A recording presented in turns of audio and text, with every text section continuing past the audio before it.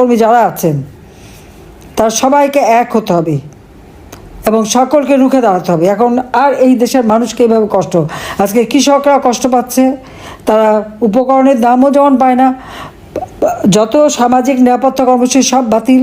কই আওয়ামী লীগ সরকার আমলে তো এরকম ছিল না।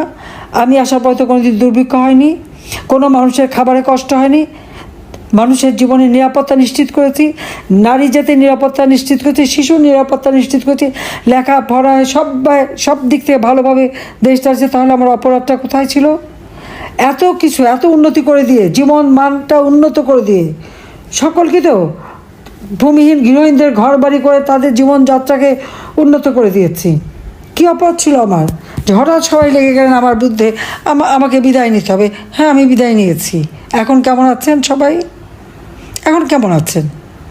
আমি তো মা বাবা ভাই সবারই ছিলাম। আর তারপরে এনুস তার মেটিকুলাস ডিজাইনে সেই সুধা সদন আমার স্বামীর বাড়িটা, সেটাও পর্যন্ত লুটপাট এবং জ্বালিয়ে দিয়েছে। আজকে আমরা এমন একটা অবস্থার মধ্যে দেশটা চলেছে, একটা মিথ্যার বেসাতি দিয়ে কতগুলি মিথ্যা কথা বলে এমনভাবে মানুষকে বিভ্রান্ত করে আন্দোলনের নামে একটা প্রহসন করে আজকে দেশটাকে ধ্বংসের দিকে নিয়ে গেছে। আবার এই আন্দোলনটা যে ঠিক জনগণ বা ছাত্রছাত্রীদের আন্দোলন বা সেইভাবে কিন্তু কিছু না, কোটা তো ছিলই না, কোটা তো আমি বাতিলই করে দিয়েছিলাম। তারপর সেই কোটার নামে বা বৈষম্য বিরোধীর নামে যে আন্দোলন শুরু, এটা যে একটা পরিকল্পিত চক্রান্ত, এটা কিন্তু ডক্টর মোহাম্মদ ইউনূসের বক্তব্যের মধ্যেই তা স্পষ্ট হয়ে গেছে। আল্লাহ রাব্বুল আলামিন তো বারবার বাঁচিয়ে আনেন। সে 21 আগস্টের গ্রেনেড হামলা থেকে শুরু করে প্রত্যেকটা ক্ষেত্রে কিভাবে যে বেঁচে গেছি, আল্লাহই বাঁচিয়ে নিয়ে এসেছে। হয়তো বেঁচে আছি বলেই তো আজকে আপনাদের সাথে কথা বলতে পারছি। 2007 সালে গ্রেপ্তার ছিলাম, কথা বলতে পারিনি। তো তবু আমি ছিলাম, আমি জোর করে চলে এসেছিলাম। আর এবারে আমি বেঁচে আছি বলে আজকে আপনাদের খোঁজ খবর নিতে পারছি, কিন্তু আমি জানি যে নির্যাতনের শিকার হতে হচ্ছে আপনাদের। আজকে এই যে ভাওতাবাজি দেওয়া হলো এবং আমার নামে একখানা চিঠিও ছাপানো হলো, যে চিঠির সাথে আমার কোনো সম্পর্কই নাই। এই ভাওতাবাজি দিয়ে ক্ষমতা দখল করে একের পর এক মামলা, প্রত্যেকটা নেতা কর্মীদের বিরুদ্ধে মামলার রেজাল্ট কী হবে সেটা দেখার দরকার নাই, কারণ মামলার রায় তো সে দিয়ে দেবে। কাজে মামলা দিতে থাকে, লক্ষ লক্ষ মামলা দেওয়া হয়েছে। আমার একার বিরুদ্ধে তো প্রায় 400-র উপরে মামলা। আমি এতগুলি হত্যা করেছি, প্রায় 450-র কাছাকাছি হবে। যদিও আমি যাদের হত্যা করেছি তারা অনেকে বেঁচে ফিরে এসেছে, প্রায় 14-15 জন তো আমরা দেখলাম তারা জীবন্ত ফিরে এসেছে। আর একটা পত্রিকা উঠলো 52 জনের মতো, তাদের পরিবার বলছে যে আমার ছেলেকে হত্যা করা হয় নাই, অসুস্থ হয়ে বা অ্যাক্সিডেন্টে বা বিভিন্ন কারণে তারা মারা গেছে। আগুন দিয়েছে ইউনূস বাহিনী, সন্ত্রাসীরা। যশোর হোটেলে আগুন দিল, সেখানে 100-র উপর মানুষ মারা গেল। গাজী টায়ার ইন্ডাস্ট্রি, সেখানে আগুন দিয়ে সেখানেও তো প্রায় 70-80 জন মারা গেল। এইভাবে তাদের অগ্নিসন্ত্রাসে এবং আওয়ামী লীগের অগণিত নেতাকর্মীকে হত্যা করেছে। 32 নম্বরে বঙ্গবন্ধু স্মৃতি জাদুঘর, সেখানে আগুন দিয়েছে। সিআরআই ঠিক মিরপুর রাস্তার উপরে, সেখানে আগুন দিয়েছে।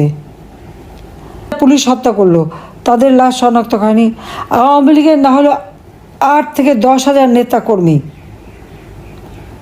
হয় নিহত হয়েছে, তাদেরকে হত্যা করেছে, কেউ আহত হয়েছে, তাদের কোনো খোঁজ খবরই পাওয়া যাচ্ছে না। আর প্রায় 1.5 লক্ষর মতো তো গ্রেপ্তার এবং কারাগারে জায়গা নাই।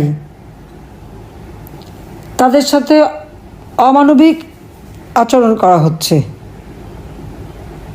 এদের নির্যাতন, আতঙ্ক সৃষ্টি করা, মানে ইউনূস আতঙ্ক সৃষ্টি করেই তার ক্ষমতাকে টিকিয়ে রাখা।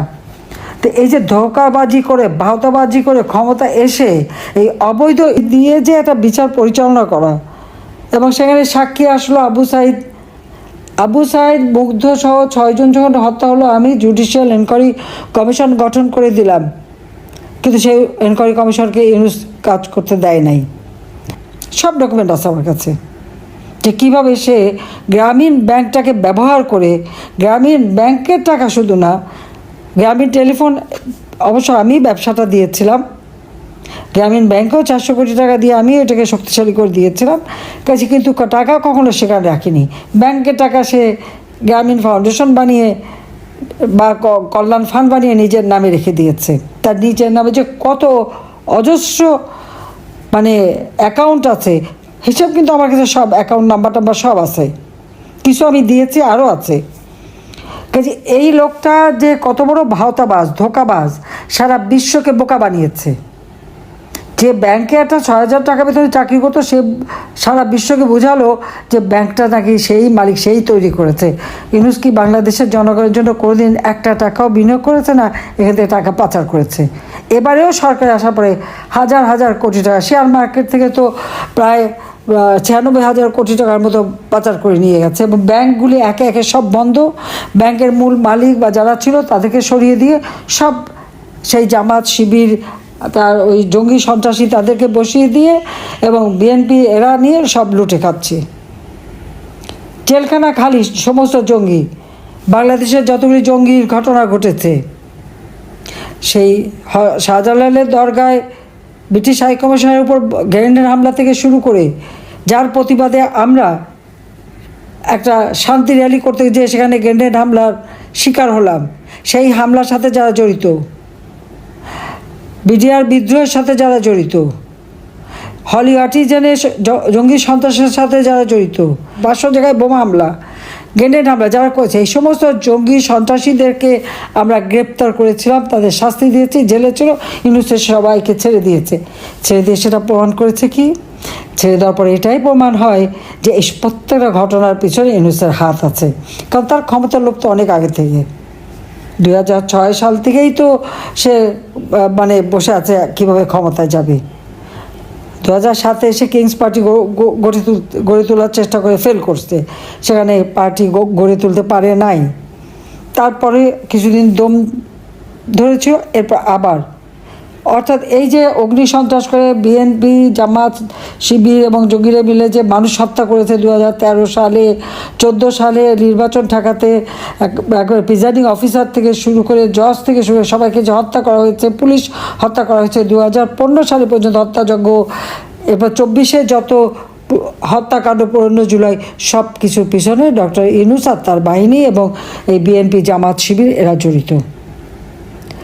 এই অবস্থা থেকে এখন জঙ্গিদের শাসন চলছে দেশে, মানবাধিকার পদে পদে লঙ্ঘন হচ্ছে, নারী, শিশু প্রতিনিয়ত ধর্ষিতা, কারো ঘরে কোনো নিরাপত্তা নাই, কিচ্ছু নাই, কোনো আইনের শাসন নাই, বিচার নাই, শিক্ষকদের অপমান করে ছাত্রছাত্রীরা, মানে কোনো শৃঙ্খলা নাই। বাংলাদেশটা তেমন ছিল না। আজকে অতি দরিদ্রের হার বেড়ে গেছে, দারিদ্রের হার বেড়ে গেছে, ইন্ডাস্ট্রি বন্ধ একটার পর একটা, অর্ডার চলে যাচ্ছে। জাতিসংঘ শান্তিরক্ষা মিশন থেকে এখন পুলিশদের বিদায় দিয়ে দিচ্ছে, সেনাবাহিনী বিদায় দিয়ে দিচ্ছে। যে দেশটা সারা বিশ্বে উন্নয়নের রোল মডেল হিসেবে স্বীকৃতি পেয়েছে, উন্নয়নশীল দেশ হিসেবে বাংলাদেশ স্বীকৃতি পেয়েছে, বাংলাদেশ সারা বিশ্বে শান্তির দেশ, শক্তিশালী অর্থনৈতিক দেশ হিসেবে স্থান করে নিয়েছিলাম, আজকে সব ধ্বংস করে দিয়ে একটা দেশকে সম্পূর্ণভাবে শেষ করে দিয়েছে এই ডক্টর মোহাম্মদ ইউনূস।